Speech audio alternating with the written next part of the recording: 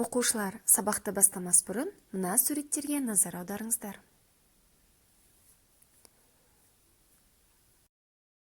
Суреттерде не бейнеленген?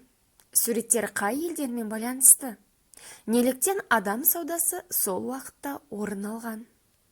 Осы сұрақтарға жауап беру арқылы бүгінгі тақырыпты ашамыз. Тақырып: ақш-тағы құлдық қалай жойылды?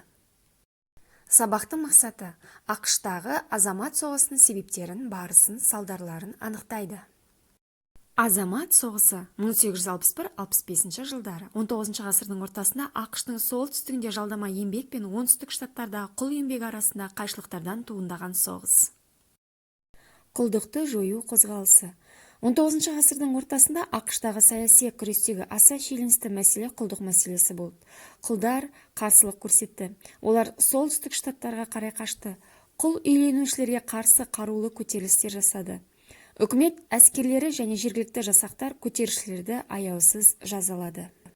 Оңтүстіктегі линч соты құлдарға сотсыз және тергеусіз жаза қолданды. Бұл америкалық қоғам тарихындағы жан түршігерлік оқиға болатын.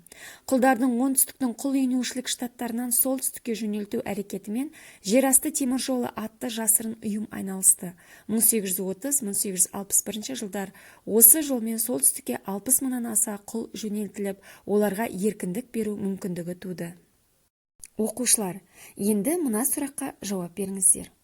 Неліктен 1861-65 жылдары ақш-тағы соғыс құлдықтан бас тартуға әкелді? Кері байланыс ретінде шағын эссе жазасыздар. Назарларыңызға рахмет, сіздерге сәттілік.